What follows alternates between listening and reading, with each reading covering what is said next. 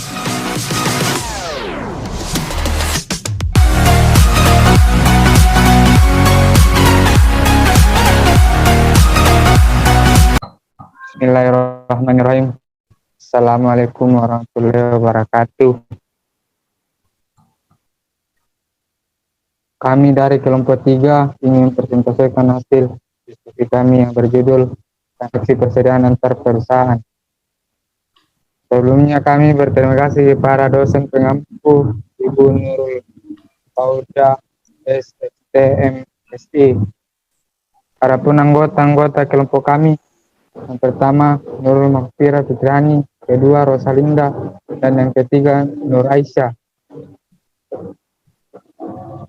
Baiklah, untuk mempersingkat waktu kepada pemateri pertama, Saudari Makfira, persilakan. Bismillahirrahmanirrahim. Transaksi persediaan antar perusahaan. Transaksi persediaan adalah bentuk pertukaran antar perusahaan yang paling sering terjadi atau yang paling umum. Proses pencatatan untuk transfer persediaan antar perusahaan dapat menjadi lebih kompleks dibandingkan pencatatan bentuk transfer lain. Secara konseptual, eliminasi transfer persediaan antar perusahaan terkait tidak berbeda dari jenis transaksi antar perusahaan lainnya. 1. Penjualan downstream atas persediaan. Downstream adalah penjualan dari perusahaan induk ke anak perusahaan. Jika penjualan dilakukan dengan harga yang sama dengan harga perolehan, berarti tidak ada masalah dalam pelaporan keuangan. Namun, penjualan dilakukan dengan harga yang berbeda atau lebih tinggi dari harga perolehannya, maka pelaporan keuangan harus disesuaikan dengan jurnal eliminasi atau perusahaan induk dan anak tetap satu kesatuan, sehingga transaksi di antaranya tidak boleh diakui jika ada keuntungan atau laba. Kedua, penjualan upstream atas persediaan. Dalam dunia akuntansi, upstream adalah penjualan dari anak perusahaan ke perusahaan induk atau penjualan dari bawah ke atas. Penjualan upstream yang dilakukan oleh anak perusahaan akan mengalami peningkatan penjualan, peningkatan harga pokok penjualan, dan peningkatan laba kotor anak perusahaan. Selanjutnya saya serahkan kepada moderator. Kita lanjut pada materi kedua, Saudari Rosalinda, dipersilakan. Baik, selanjutnya yaitu contoh soal laporan laba rugi PT Anda pada tahun 2007 yang membeli 100% modal saham PT Indo dengan konsep current performance, di mana uraian penjualan pada PT Anda sebesar 500 juta rupiah dan pada PT Indo sebesar 300 juta rupiah, total 800 juta rupiah. Hasil dari 800 juta rupiah didapat dari PT Anak ditambah dengan PT Indo, selanjutnya 50 juta rupiah, dan pada PT Indo sebesar 100 juta rupiah. Totalnya yaitu 250 juta rupiah. Pembelian pada PT Anda sebesar 450 juta rupiah dan pada PT Indo sebesar 250 juta rupiah. Totalnya yaitu 700 juta rupiah. Barang tersedia dijual pada PT Anda sebesar 600 juta rupiah dan pada PT Indo sebesar 350 juta rupiah. Totalnya yaitu 950 juta rupiah. Persediaan akhir pada PT Anda sebesar 200 juta rupiah dan pada PT Indo sebesar 130 juta rupiah. Totalnya yaitu 330 juta rupiah. Selanjutnya yaitu harga pokok penjualan pada PT Anda sebesar 400 juta rupiah dan pada PT Indo sebesar 220 juta rupiah. Totalnya yaitu 620 juta rupiah. Laba kotor pada PT Anda sebesar 1 miliar dan pada PT Indo sebesar 180 juta rupiah. Selanjutnya, biaya usaha pada PT Anda sebesar 60 juta rupiah dan pada PT Indo 10 juta rupiah. PT Anda sebesar 40 juta rupiah dan pada PT Indo sebesar 30 juta rupiah, totalnya yaitu 70 juta rupiah. Kemudian, informasi tambahan, pada periode tersebut, terdapat jual beli barang dagangan antara perusahaan afiliasi sebesar 100 juta rupiah dengan harga pokok 80 juta rupiah.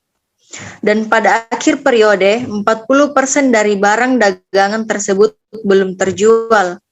Yang diminta, yang pertama, buat jurnal eliminasinya yang dibuat oleh PT Indo. Dan yang kedua, membuat kertas kerja atau Word tahun 2007 yang dibuat oleh PT Indo.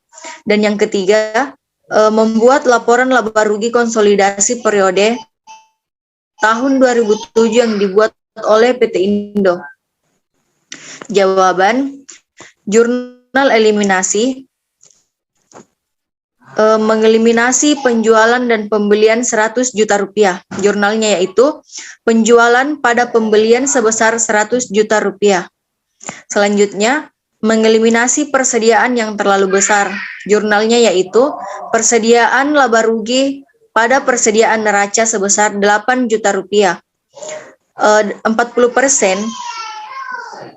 100 juta dikurang dengan 80 juta rupiah, hasilnya yaitu 90 juta rupiah. Selanjutnya saya lempar ke moderator. Terima kasih.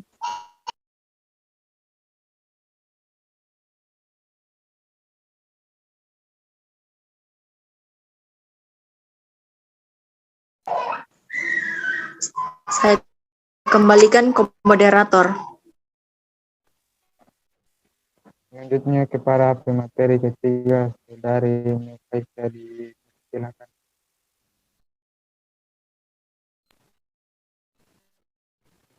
Baiklah, saya akan menjelaskan worksheet laporan laba rugi konsolidasi periode tahun 2007 pada PT Anda dan pada PT Indo, di mana seperti yang terlihat pada tabel PT Anda dan PT Indo, kita dapatkan dari contoh soal tadi. Dan untuk eliminasi, kita dapatkan dari jurnal eliminasi sebelumnya, di mana kita tinggal masukkan angka-angkanya seperti penjualan debit dan persediaan akhir 8 juta di debit. Yang pertama yaitu penjualan PT Anda 500 juta, ditambah penjualan PT Indo 300 juta, kemudian dikurang 100 juta, total 700 juta. Yang kedua, persediaan awal PT Anda 150 juta, ditambah persediaan awal PT Indo 100 juta, totalnya yaitu 250 juta. Pembelian 250 juta, ditambah 250 juta, ditambah 100 juta, totalnya 600 juta. Dan untuk barang tersedia dijual, kita dapatkan dari persediaan awal 250 juta ditambah dengan pembelian 600 juta, totalnya 850 juta. Ditambah 130 juta, dikurang 8 juta, totalnya 322 juta. Untuk harga pokok penjualan atau HPP, kita dapatkan dari total barang tersedia dijual yaitu 850 juta dikurang dengan persediaan akhir yaitu 322 juta, totalnya 528 juta. Untuk laba kotornya kita dapatkan dari penjualan yaitu 700 juta dikurang dengan HPP-nya yaitu 528 juta, totalnya 172 juta. Biaya usaha kita peroleh dari 60 juta ditambah dengan 50 juta, terakhir yaitu laba bersih usaha, laba kotor 172 juta dikurang dengan biaya usaha yaitu 110 juta, maka diperolehlah laba bersih usaha 62 juta.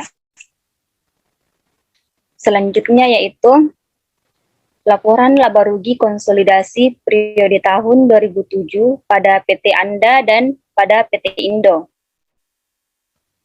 Di mana penjualan di sini senilai 700 juta, harga pokok penjualan yang pertama persediaan awal senilai 250 juta, dan pembelian 600 juta, kemudian kita jumlahkan, maka diperolehlah barang tersedia dijual 850 juta. Selanjutnya, 850 juta dikurang dengan 322 juta, 8 juta kita kurangkan dengan laba kotor senilai 172 juta. Selanjutnya laba kotor, hasil dari laba kotor tersebut yaitu 172 juta dikurang dengan total laba usaha 110 juta, maka didapat laba bersih usaha senilai 62 juta. Sekian dari saya kembalikan ke moderator. Itulah tadi hasil pemateri dari kami. Adapun kesimpulannya itu transaksi persediaan adalah bentuk pertukaran antara perusahaan yang paling sering terjadi atau yang paling umum. Proses perusahaan dapat jadi lebih kompleks dibandingkan pencatatan bentuk transfer lain.